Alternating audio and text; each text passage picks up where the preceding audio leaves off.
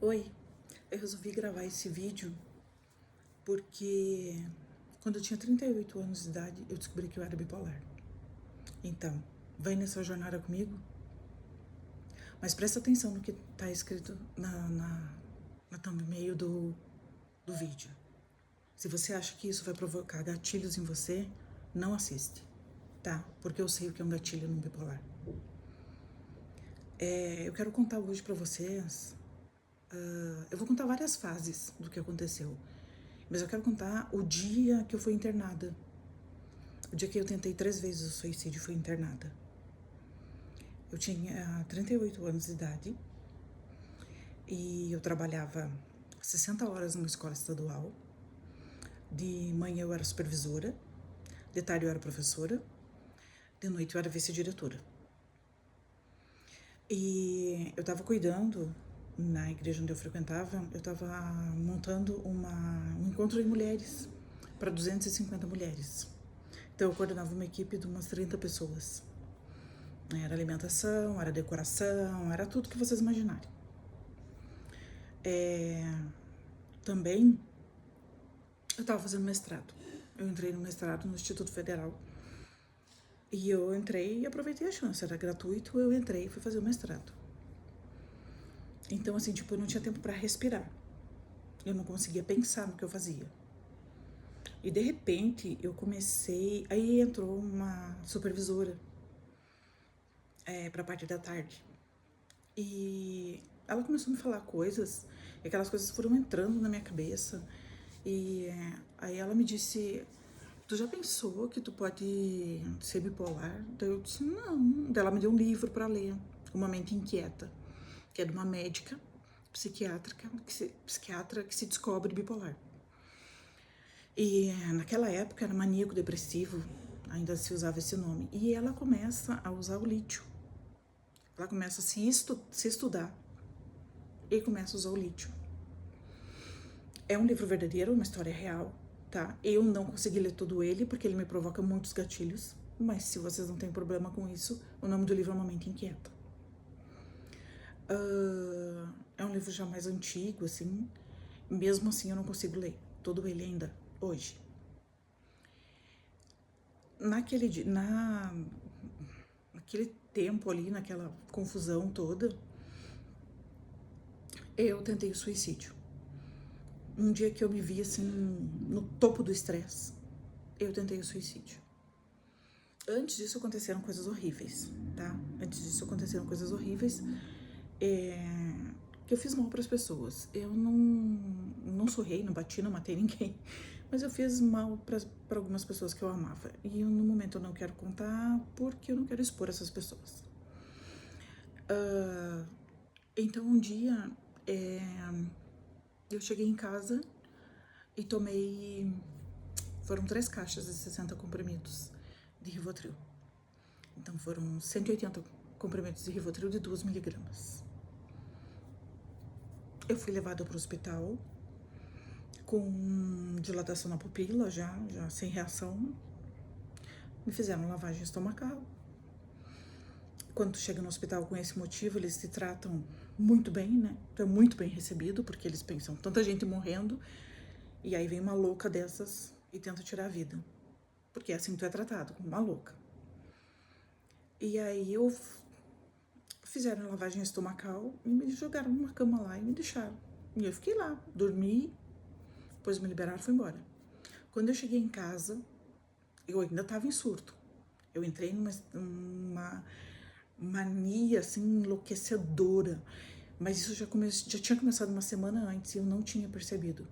Eu dirigia a mais de 120 km por hora. Eu não tinha... Tanto que eu fui multada várias vezes. Eu não tinha, assim, ó... E eu não tinha sentimento por ninguém. Eu fazia as coisas assim, ó... Tocadas. Eu não dormia. Eu tava em outra... Sabe? Em outra dimensão. Eu não sentia nada por ninguém. Nossa, eu tava assim, ó, alheia a qualquer coisa. Qualquer coisa. Parecia que eu tava num mundo diferente, sabe? O mundo de Bob parecia o mundo da Patrícia. Então, e eu fazia tudo muito rápido, era muito, eu queria tudo muito ligeiro, tudo muito rápido, rápido, eu tava assim. E aí eu fui, cheguei em casa, eu fui pro banheiro e eu cortei os pulsos. E aí o meu marido viu, ele entrou no banheiro e viu. E aí ele amarrou ligeiro meus pulsos. E a gente conhecia uma cardiologista. E aí ele ligou pra ela e disse, olha, tá acontecendo assim com a Patrícia. Daí ela disse, ela tá em surto. Ela tá em surto. A gente só não sabe do que, mas ela tá em surto. Nesse tempo que ele ligou pra ela, eu tomei mais um monte de medicação. Misturei tudo que podia. E aí eles me levaram para um hospital, não me receberam, não quiseram me receber.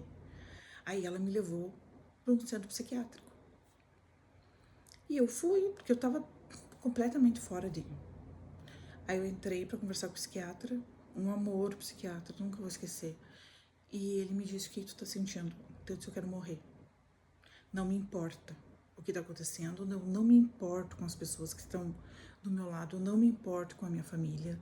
Eu acho que eles merecem ficar livres de mim. Eu fiz coisas erradas que eles não mereciam e eu quero morrer. Eu preciso morrer, porque eu preciso livrar o mundo de mim. Deles, tu sente alguma coisa por eles? Não sinto nada. Eu não sinto nada. Eu não sinto nada. E se eu for embora daqui, eu vou continuar tentando até conseguir. Aí ele chamou ela e meu esposo, que estavam lá, né? E disse, olha, ela precisa ser internada. Ela tá em risco iminente de suicídio. Ela não vai parar. E aí eles me deram lá 3 comprimidinhos, mas foi uma beleza, porque eu só acordei no outro dia. Então eu ficava de frente para uma sala e em cima dizia assim, ó, risco de, como é que é? Emergência, paciente de risco. E eu ficava lá, naquele lugar. Eu nunca tinha sido internada, eu não sabia como era ser internada, eu não tinha ideia do que era uma clínica de internação.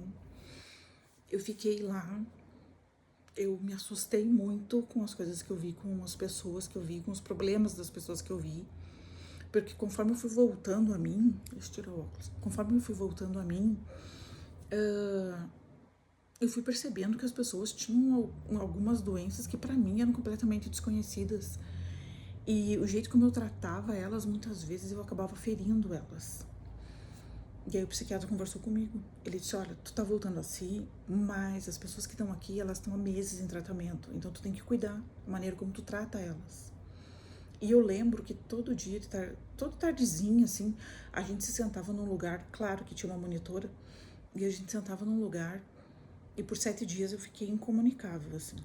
Daí a gente sentava num lugar e eles fumavam muito, que era permitido. E a gente conversava como pessoas normais, entendeu?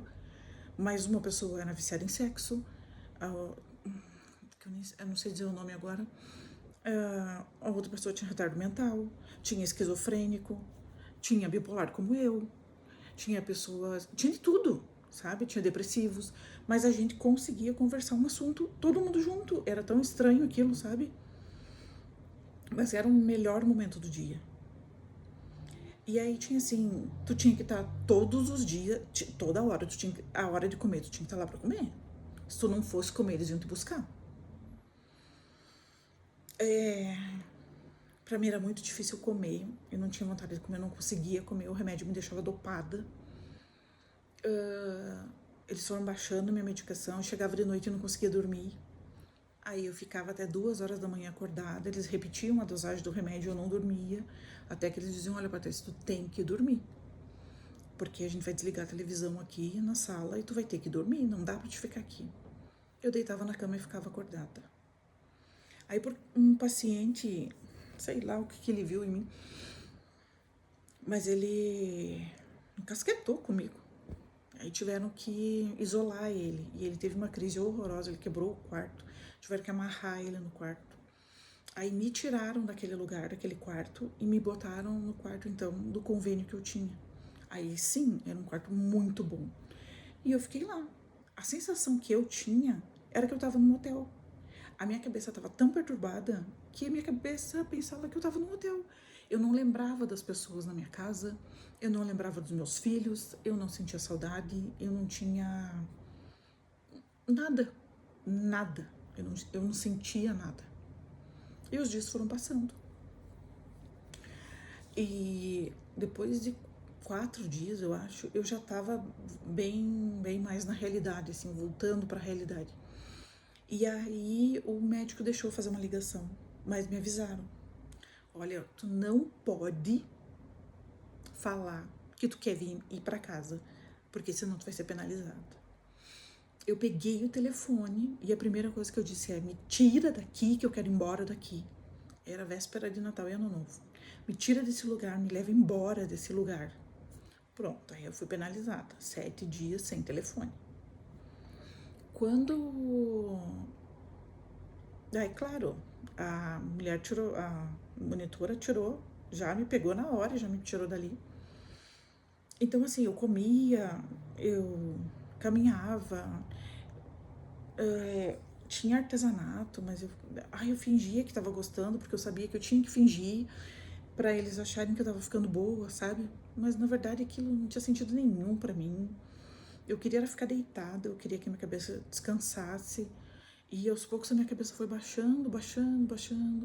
Eu conversava sempre com o psiquiatra. E ele disse pra mim: olha, eu tô desconfiando que tu tem bipolaridade, Patrícia. Tu já teve algum surto quando tu era mais nova? Tu já teve alguma indicação parecida com essa que tu teve agora? Porque essa foi uma sobrecarga enorme. Tu já teve isso? Eu disse: não. Mas hoje eu lembro, eu tive dois episódios desses. Um quando eu fiz de 16 para 17 anos, que eu vou contar pra vocês outra hora, porque essa é a parte 1.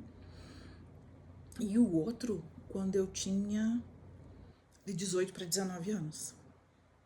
Também vou contar pra vocês. Quando eu contar dos 15 pros 16, eu conto dos 18 pros 19.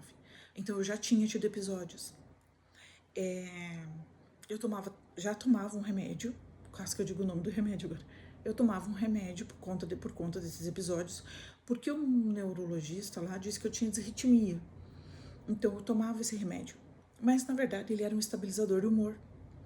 Então por isso que pararam os episódios, porque eu tomava estabilizador de humor. E aí ele dizia que eu tinha uma mancha na cabeça, que minha mãe devia ter me derrubado, alguma coisa assim, porque eu tinha uma mancha na cabeça. Aí eu fui fazer exame com outro neurologista, não tinha nada. Mas o que me ajudou aquele remédio? Ele estabilizava o meu humor. Então, enquanto eu tomei aquele remédio, eu não tive nada. Depois, quando eu parei de tomar aquele remédio, anos eu passei sem ter nada. Eu tinha de vez em quando umas crises assim horrorosas, sabe? Mais depressivas do que de mania. Mas como eu tive aquele dia de mania, foi a mais forte que eu tive. Eu já tive outras depois disso eu já tive outras, mesmo medicada, mesmo estabilizada, eu já tive outras crises. Algumas hipomanias, algumas manias, muitas depressivas, e é sobre isso que a gente vai conversar. Porque eu acho assim, ó, eu colocando conteúdo para vocês ali sobre bipolaridade é uma coisa, eu contando a minha história para vocês é outra, porque vocês estão vendo uma pessoa real, vocês estão vendo uma pessoa que sofre com isso todos os dias, uma pessoa que luta para manter a sanidade todos os dias e que principalmente faz cara de paisagem e diz que tá tudo bem, quando na verdade ela tem vontade de sair chorando, correndo e dizendo que não tá nada bem, que ela não gosta de ser tratada do jeito que ela é tratada, como se ela fosse uma pessoa que não merece respeito. Porque eu ouvi dos meus, não do meu núcleo familiar, não do meu marido, eu sou casada, tenho 3 filhos, não, eles entendem, porque eles acompanharam desde o início, graças a Deus. No início foi difícil pro meu marido, Mas e foi difícil para os meus filhos também, mas agora eles entendem. Mas eu ouvi do meu núcleo familiar, ouvi de uma irmã minha, a tua opinião não se pode levar em conta. Tipo assim, ó, tu não serve para parâmetro nenhum. Entendeu? Então, tipo assim, eu luto todos os dias para fazer cara de tudo bem, para não preocupar minha família, para não preocupar os outros, para não chamar a atenção de nada. Mas não é fácil. Não é fácil. E quando dói muito, eu acabo me mutilando. E isso é horrível. Horrível. Fazem, eu acho que uns 3 meses que eu tentei cortar o meu tendão de Aquiles. Uns 15 dias atrás eu tentei de novo. Eu não consegui. Mas eu tô com um corte muito feio no pé. E não consigo caminhar direito. Então, tipo assim, eu tô estabilizada. Eu tenho alguns episódios, mas quando alguma coisa muito, muito grave acontece, eu não consigo segurar ainda. Não consigo. Eu reconheço vários gatilhos, mas alguns eu não consigo segurar. E tem coisas que me tiram completamente do ar e eu perco a estabilidade. Eu digo que o bice junto com o polar, viu?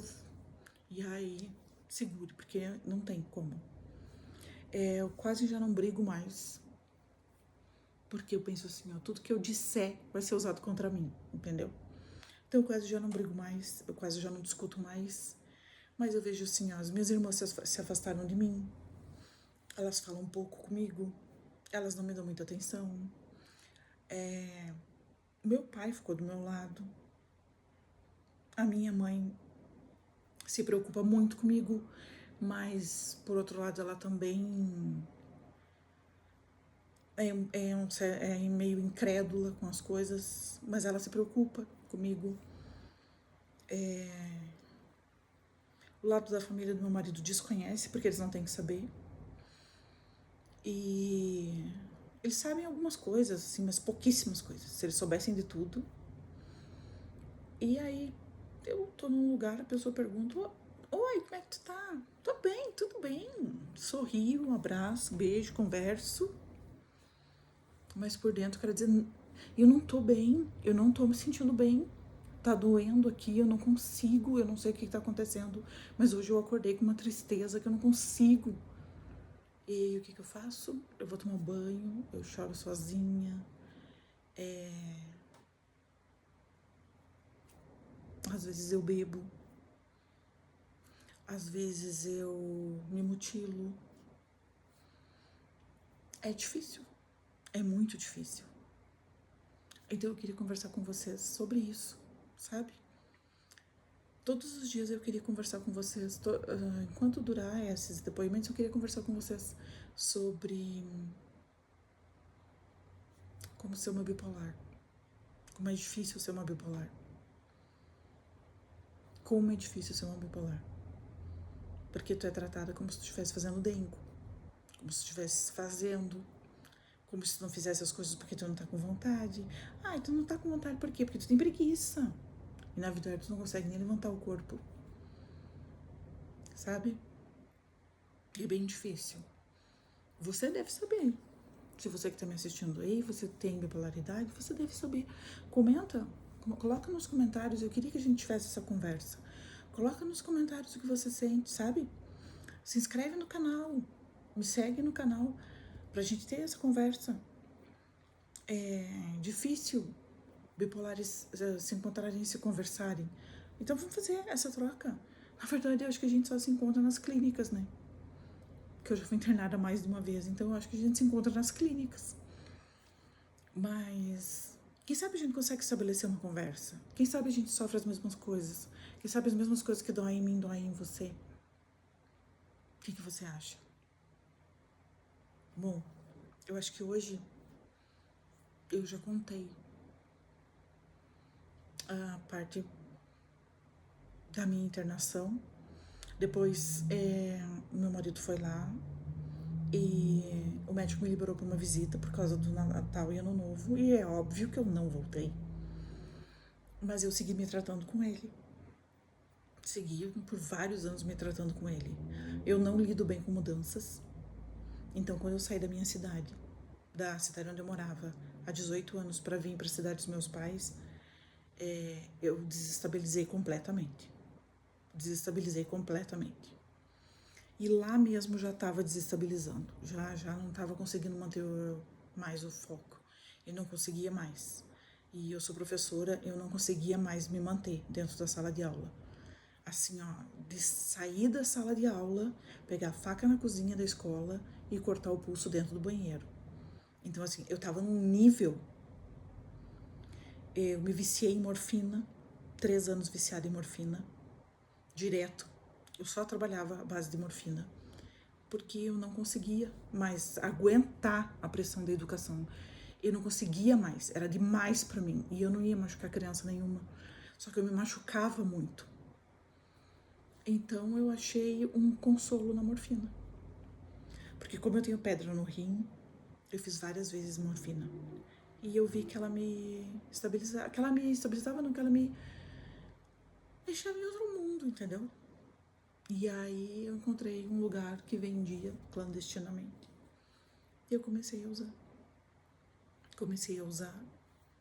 E assim, ó, tomava direto, eu trabalhava direto à base de morfina. 3 anos. E foi muito horrível, muito horrível. Daí veio a pandemia, meu filho mudou pra fora e eu caí de cama. Eu fiquei 1 mês de cama. Depois eu comecei a trabalhar só no computador, porque na pandemia a gente só atendia no computador.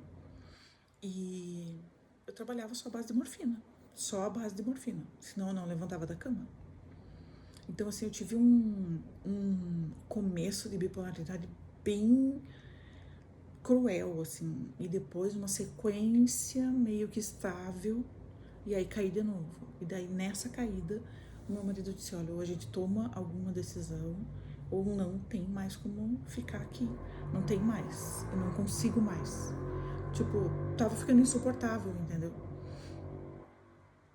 E aí, ele fez, a gente tinha uma empresa, que com a pandemia foi a bancarrota. E aí ele fez um concurso aqui pra minha cidade, pra saúde, passou e a gente veio embora. Ele disse, eu preciso te levar pra perto dos teus pais, porque eu preciso de ajuda pra te cuidar, porque sozinho eu não tô conseguindo. E foi assim que eu vim parar aqui na minha cidade.